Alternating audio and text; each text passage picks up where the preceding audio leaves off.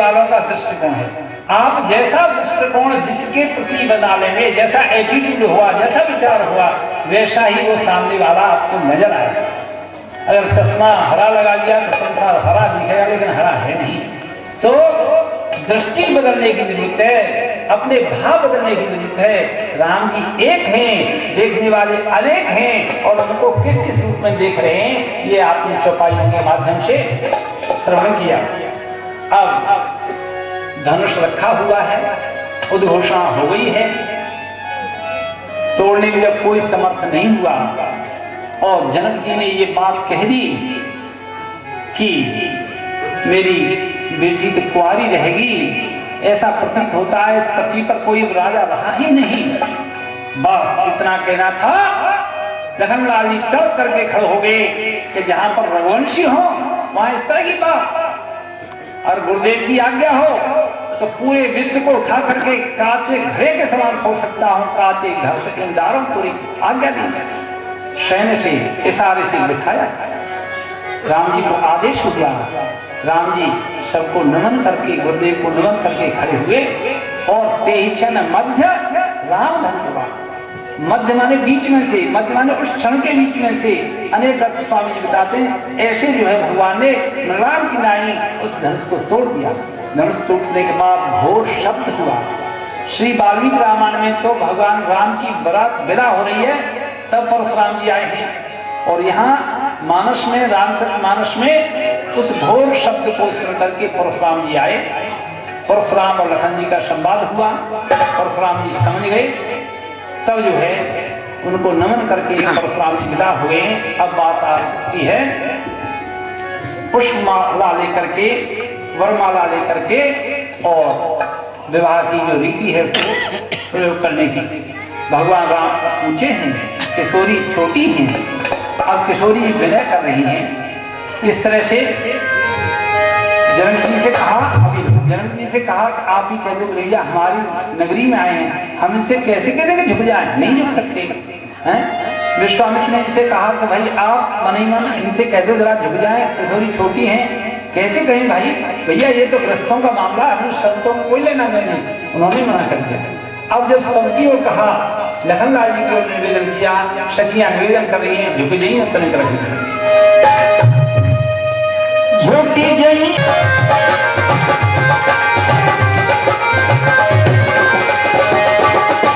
चंदा भी झुकी गए, सूरज भी झुकी गए, चंदा भी झुकी गए, सब ही सही सिया मेरी छोटी, सिया मेरी छोटी।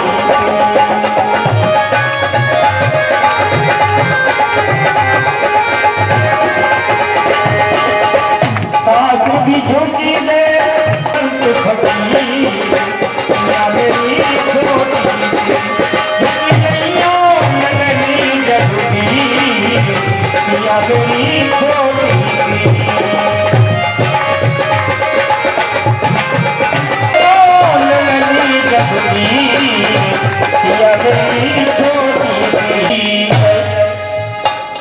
मन ही मन प्रार्थना की लखनलाल जी को। हृदय की गति को जानने वाले श्री लखनलाल जी उठे और जाकर के भगवान श्री रामभद्र के चरणों में दंडवत प्रणाम किया, और जैसे ही लखनलाल झुके तो आशीर्वाद देने के लिए राम जी झुके और सीता जी ने जयमाला डाल दी। बोल राम कृष्ण भगवान की जय। आओ, विवाह की औपचारिकता पूरी होनी थी, दूतों को भेजा गया। अवध महाराज दशरथ जी ने जो सुना, भरत और शत्रुघ्न दौड़े आए, कहने लगे तात कहाँ से पाती आई, हे पिताश्री चिट्ठी कहाँ से आई है, बहुत दिन हो गए भैया राम लखन की कोई कुशलता नहीं मिली। अरे भैया बड़ी कुशलता की बात है, प्रातःकाल बारात को चलना। हाँ जी पंडित भैया बारात के लिए भोजन सामने बारात के लिए चलना है। फिर तो अयोध्या में मंगलाचार होने लगे, सारी रात्रि जागरण होने लगा। प्रातःकाल श्री अवध से बारात चलने लगी। महाराज जनक जी ने पुल बनवा दिए नदियों के, साक्षात लक्ष्मी स्वरूपा शक्ति स्वरूपा जानकी जी ने अपनी योग माया को आदेश दे करके और सब प्रकार की सामग्री रिद्धि सिद्धि रास्ते में कर दी। किसी को किसी प्रकार का कष्ट नहीं। बारात आई जनकपुर में, और जनकपुर में बारात आने के बाद घोड़े पर सवार हुए भगवान श्री रामभद्र। काम रूपी घोड़ा था, काम को वश में करने के लिए भगवान कामदेव को वश में किया और स्वयं सवार होकर के और जलंधर जी के द्वार पर आए हैं। माताएं जैसे परिछन करती हैं, आरती करती हैं, आरती हुआ, विवाह हुआ, और फिर विवाह के बाद भोजन व्यवस्था, और पंडित जी आपको सुना रहे हैं किस तरह से उनकी गाड़ी इत्यादि हो रही है और खा रहे हैं प्रसाद। पंजाब जनकपुर में आप भी जनकपुर की दावत में पहुंचो।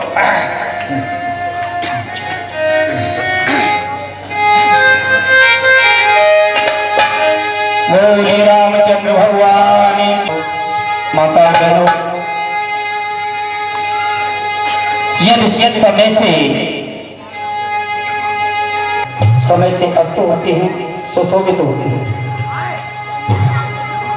तो हमारी माताएं बहनें समय पर गालियां भी गाती हैं। लेकिन जनकपुर की सखियों ने गालियां जो सुनाई थी वो आजकल की जैसी नहीं है। आज तो ना जाने हमारी माताएं बहनें क्या क्या कहती हैं कि समधी घोड़ी न लायो न चाले साजन के द्वार। ऐसा नहीं, फटे पजम्मा वारों और फूटी हवेली वारों न जाने क्या क्या कहती हैं। ऐसा नहीं कहा था उन्होंने। बड़े प्रेम से बड़ी सुंदर गालियां सुनाई थी, गाई थी, और सभी देवताओं के नाम ले लेकर के ले लो हरि को नाम,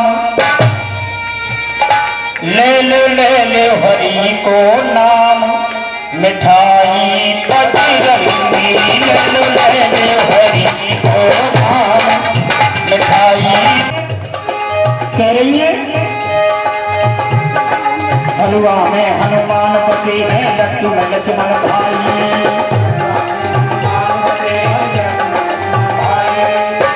हलवा में हनुमान बसे, लड्डू में लक्ष्मण भाई। कर से रो राम रमो, कर से रो रमो, कर से कछुए लटो कर से, और कर से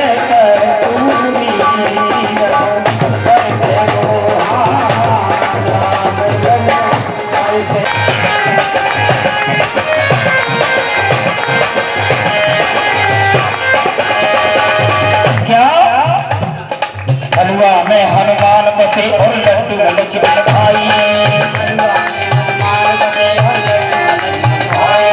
पेड़ा में श्री भरत शत्रुघ्न करती न सीता माई। पेड़ा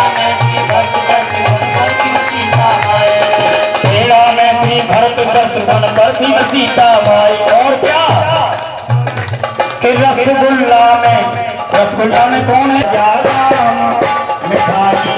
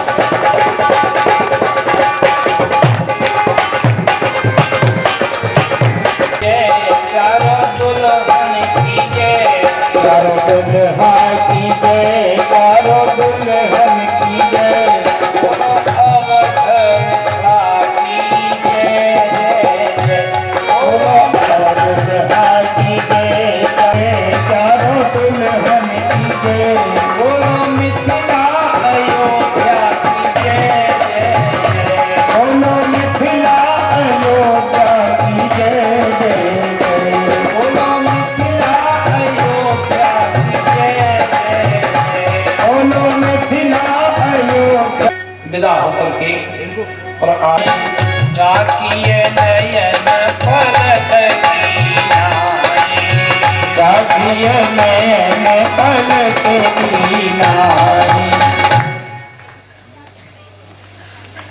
इस प्रकार आज अयोध्या में 34 आनंद हो रहा है। दीप जलाए जा रहे हैं। रातें तो राम भक्त से भी ज्यादा प्यारे हैं, अनेक प्रकार से। तो कुछ लेना देना नहीं है। चेरी छोड़ खाओ ना रानी, मैं तो चेरी बनी रहूंगी, मुझे रानी थोड़ी होना है, लेकिन मैं तो तेरे हित की बात कर रही हूँ, तुम्हारे हित की बात कर रही हूँ। बात क्या है, एक विचार करो। भरत जैसे बेटा पर भी राम महाराज जी ने संदेह किया, शंका की, उसको घर तक नहीं बुलाया। बस जब कोई बात, हाँ मंत्रा बिल्कुल ठीक कह रही है, तो बोल क्या करूं, कोई उपाय बताओ। बोले उपाय मेरे पास है। क्या उपाय तेरे पास? देखो तुम तो भूल जाती, बड़ी भोरी हो ना कि मैया, तुम बड़ी भोरी हो। क्यों? अरे महाराज ने तुमको 2 वरदान कहे थे और इससे, अरे मुझसे पूछ लो। हाँ देखो वरदान तो सीधा साधा है, भरत जी को राज मांग लो। हाँ फिर राम को 14 वर्ष निवेदन कर चुका हूं कथा से पूर्व ही कि केकई नहीं होती तो रावण नहीं होती।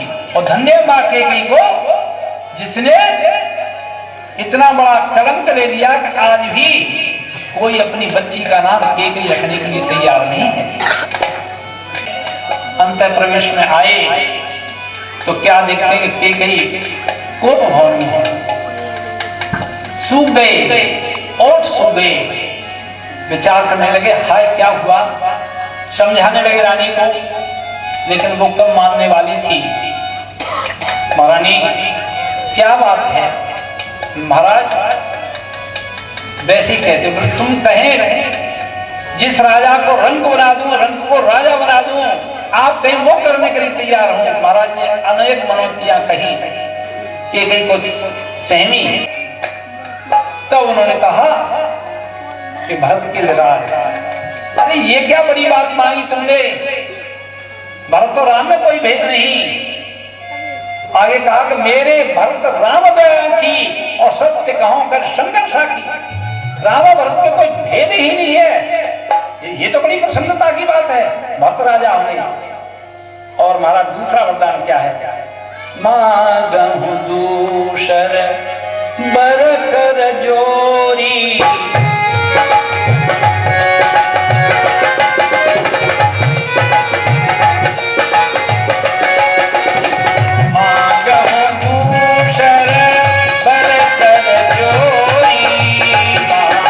राम जी को बुलाओ। तो बात तो फैली जाती है, नगर व्यापी गई बात सुतीछी,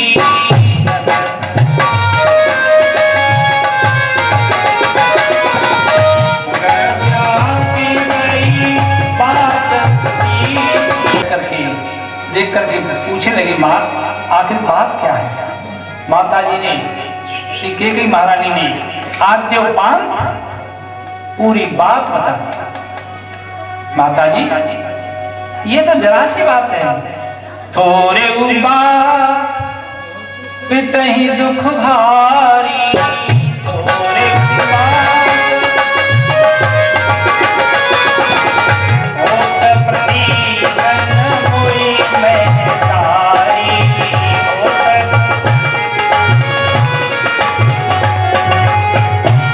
जरा सी बात पर पिताजी से दुखी हैं, मां मुझे प्रतीक नहीं होता। लेकिन मां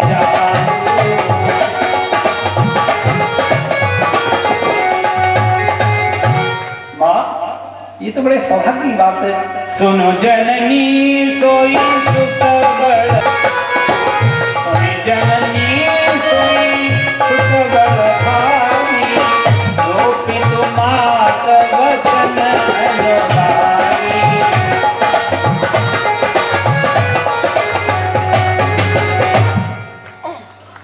माँ ये तो बड़ी वचनों का अक्षरों का अनुरागी है।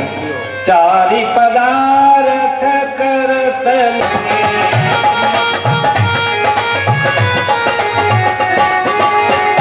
पदार्थ हैं जिसको अपने माता पिता प्राणों के पिता की आज्ञा से, यद्यपि स्पष्ट आदेश नहीं दिया, लेकिन माता जी ने बता दी बात पूरी। तैयार हो रहे हैं वन में जाने के लिए, उसका कोई पारावार नहीं। श्री अवध ऐसा प्रतीत होता था मानो स्त्रीहीन हो गया हो। बड़ा कारुणिक दृश्य उत्पन्न हुआ। एक बात कहूं, रामायण जी तो ऐसे समझो जैसे चीनी की बोरी। आप होंगे पंडित क्या तुलना कर रहे हैं? जहां चीनी की बोरी में परखी लगाओगे वहां से मीठी निकलेगी। ऐसे प्रत्येक प्रसंग कहीं से आप उठा लीजिए, वो करुणा, प्रेम, सहृदयता पता चला। कि प्राणनाथ समझा रही बेटी, बनवास राम के लिए, तेरे लिए नहीं। सीता जी ने एक मार्मिक बात कह दी, बहुत समझाया था।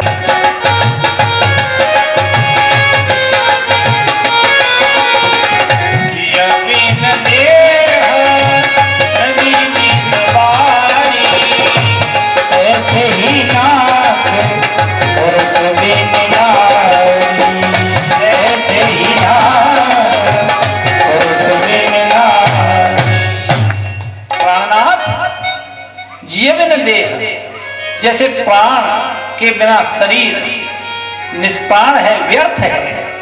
नदी बिन बारी, बारी में जल, जैसे बिना जल के नदियां सूखी भयंकर प्रतीत होती है।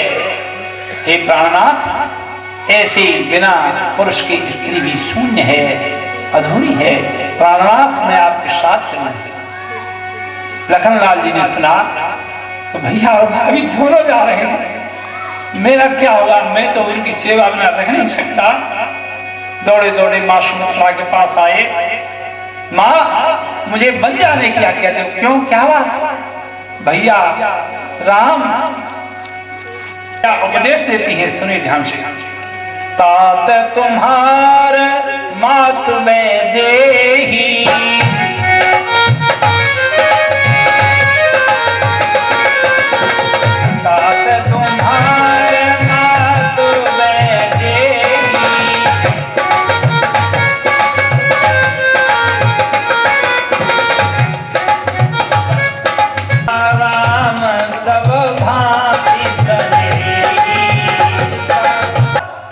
जानकी जी हैं, पिता तुम्हारे श्री राम हैं।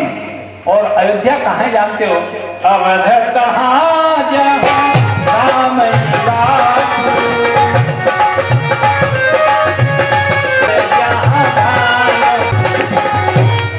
जहाँ सूर्य है श्यामल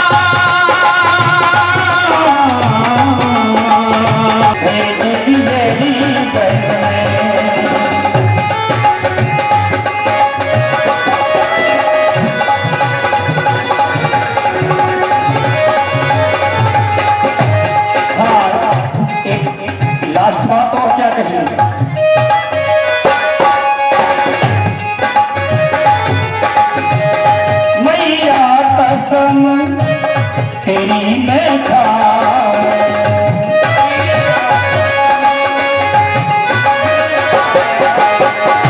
भैया से मैं मां, मगर भैया राम के भला मैं कैसे रह सकता हूँ? भैया से मिलने में जा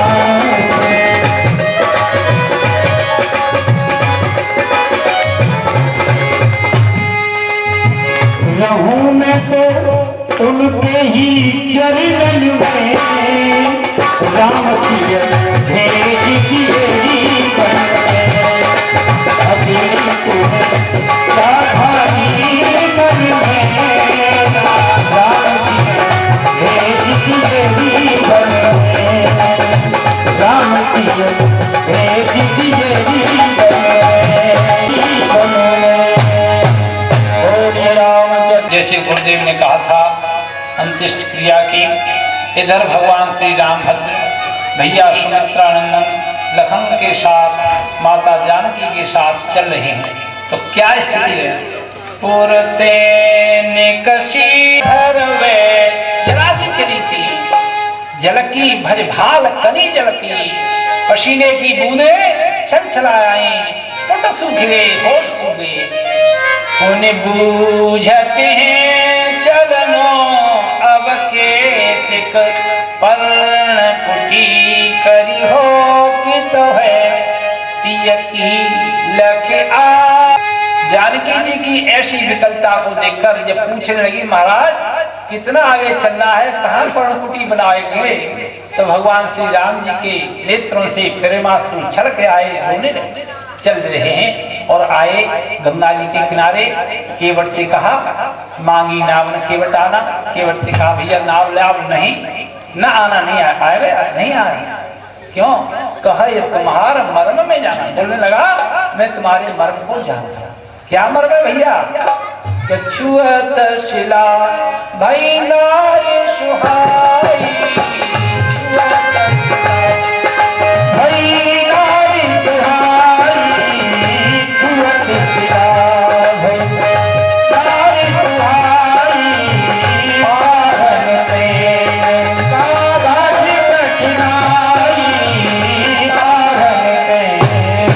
सुंदर स्त्री बन गई। तो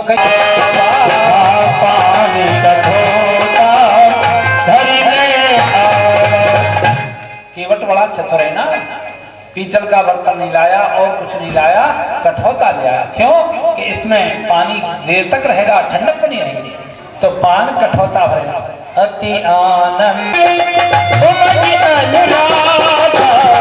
चरण सरोज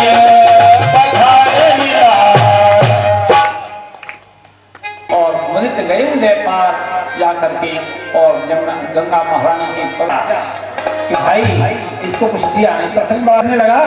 भगवान राम ने विचार किया इसको कुछ दिया नहीं आई, तो पिय ही की सिय जानन हारी, पिय ही की सिय जानन हारी, पिय ही की सिय जानन हारी,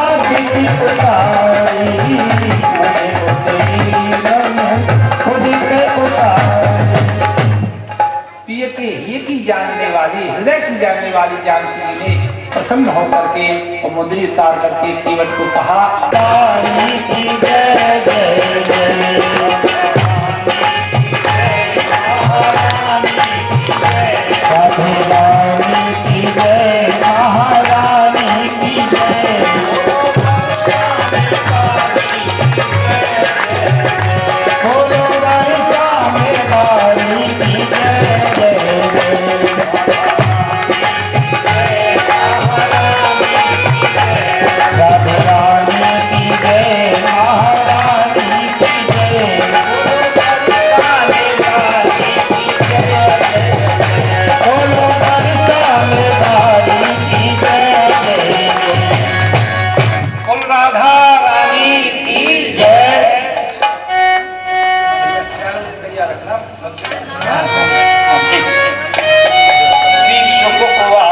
कृष्ण भगवान के जो सुंदर चरित्र हैं वो देखने योग्य, दर्शन करने योग्य है, चलने योग्य। राम जी के चरित्र आदर्श से परिपूर्ण है और भगवान श्री कृष्ण के चरित्र लीला से परिपूर्ण है। इसलिए राम जी मर्यादा पुरुषोत्तम है और भगवान श्री कृष्ण लीला पुरुषोत्तम। श्री शुक उवाच जनय पुत्रौ नामाकुशक्रतौ तृतीयं रोमपादं च विदर्भ कुलनंदनम। हे परीक्षित, राजा विदर्भ की भोज्या नामक पत्नी से 3 पुत्र हुए, कुश, कृत और रोमपाद। रोमपाद विदर्भ देश में बहुत ही श्रेष्ठ हुए। रोमपाद के पुत्र हुए बब्रू, बब्रू का कृति, कृति का उषित और चेत। इस तरह राजन चेत वंश में गंगोष हुआ। शिशुपाल आदि पुत्र हुए सुमित्र और युधाजित। युधाजित की सिनी और अनमित्र ये दो पुत्र थे। इसी में जाकर के सिनी से सत्यक का जन्म हुआ और इसी में आहुक हुए। आहुक के दो पुत्र हुए, देवक और उग्रसेन। देवक के 4 पुत्र हुए, देवा, देवरक्षिता, सहदेवा और सबसे छोटी थी देवकी। और उनके 9 पुत्र थे उग्रसेन के, कंस, सुनामा, निग्रोध आदि। उग्रसेन के 5 कन्या थी, कंसा, कंसवती, कंका, शूरभू और राष्ट्रपालिका। इनका विवाह हुआ। भैया इन्हीं में आगे चल करके बसकारे स्वयं बजने लगे थे, इसलिए इनका नाम आनक दुर्धप पड़ा। देखिए भगवती से और धैर्य के साथ बैठे हैं। एक आधे घंटे और बैठिए, भगवान श्री कृष्ण के जन्म की झांकी होगी, उसका दर्शन करना। आज 2 आते हैं, वे ही भगवान श्री कृष्ण के पिता हुए। वसुदेव आपकी 5 बहनें थी, प्रथा जिसका दूसरा नाम कुंती, श्रुतदेवा, श्रुतकीर्ति, श्रुतसवा और राजा देवी। वसुदेव के पिता सूरसेन के एक मित्र थे कुंती भोज। कुंती भोज के कोई संतान नहीं थी, इसलिए सूरसेन ने उन्हें प्रथा नाम की और उनसे देवताओं की बुलाने की शिक्षा प्राप्त की थी। उसी समय प्रथा ने उस मंत्र उत्पन्न हुए जिनमें 7 के नाम है कीर्तिमान, सुषेण, भद्रसेन, ऋजु, संवर्धन, भद्र और शेषावतार बलराम जी महाराज। और 8वें पुत्र के रूप में भगवान श्री हरि आए। और बिल्कुल मिलता जुलता श्लोक, ही धर्मस्य क्षयो वृद्धश्च पापना तदा तु भवानीश आत्मानं सृजते हरिः।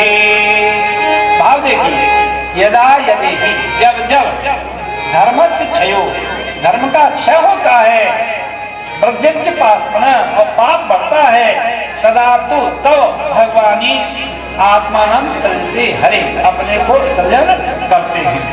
इस प्रकार ब्रह्मवाह आगे बता रहे हैं।